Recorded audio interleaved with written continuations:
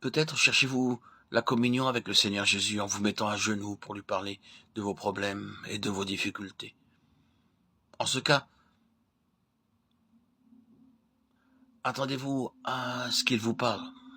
Quelquefois, nous parlons beaucoup trop. Il y a trop de gens qui parlent et ne laissent aucune chance aux autres de dire quelque chose. On doit y aller fort pour avoir son tour. C'est comme cela que sont spirituellement beaucoup de personnes. Ils parlent, et ils ne laissent pas Dieu leur parler. Les deux doivent aller ensemble. Nous devons d'abord lui ouvrir nos cœurs, lui disant nos faiblesses, nos difficultés, nos besoins. Et ensuite, nous devons le laisser nous parler et nous dire pourquoi nous sommes faibles.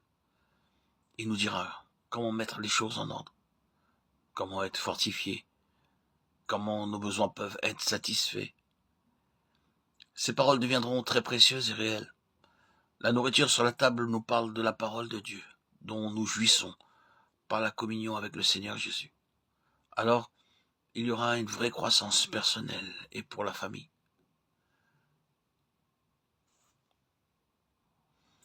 Le Seigneur Jésus représente le chef. Lazare représente la puissance de résurrection.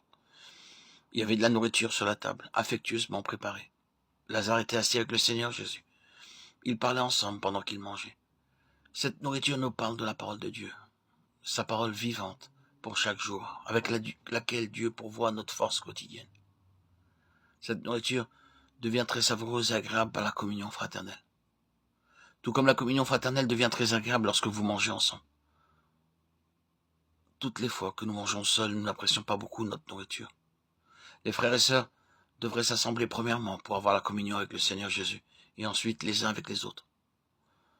En beaucoup de prédicateurs, les gens ne peuvent pas voir la personne du Seigneur Jésus.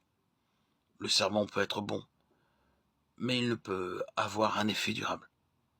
Quelques prédicateurs veulent donner l'impression qu'ils sont de bons prédicateurs, mais ils ne passent pas assez de temps dans la prière pour sentir, vivre la présence de Dieu. Nous constatons que chanter et prier est utile avant une réunion, car c'est seulement ainsi que les gens sentent la présence de Dieu et qu'ils peuvent jouir du message. La nourriture parle de cette jouissance de la parole de Dieu. Marthe servait joyeusement, Jean 12:2. Cette Marthe qui, dans Luc 10:40, était remplie de jalousie et de colère, sert maintenant joyeusement. Elle était alors très occupée à servir, ce qui signifie qu'elle était très fatiguée de servir. Elle servait, mais pas joyeusement. En même temps, elle était jalouse et en colère parce que sa sœur l'avait laissée seule pour servir. Maintenant, cette même Marthe servait joyeusement, pour une vie triomphante, une maison heureuse et une église vivante. Un joyeux service est nécessaire. Plus nous servons les autres, plus nous recevons de joie. Lorsque notre Seigneur vint à Cana en Galilée, on le trouva parmi les serviteurs.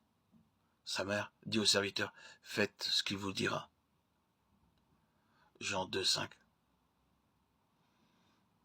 Tandis qu'on en rencontrait d'autres aux places d'honneur, le Seigneur Jésus, lui, on le trouvait parmi les serviteurs. Certaines personnes aiment être sur les chaises de devant à une réunion de mariage, dans une réunion de prière.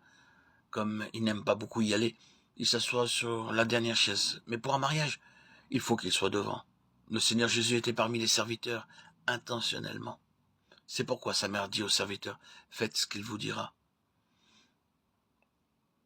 À une autre occasion, le Seigneur lava les pieds des disciples. Ensuite, il versa de l'eau dans un bassin et il se mit à laver les pieds des disciples et à les essuyer avec le linge dont il était saint.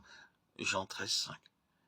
Quiconque s'élève sera abaissé, quiconque s'abaissera sera élevé. Matthieu 23:12.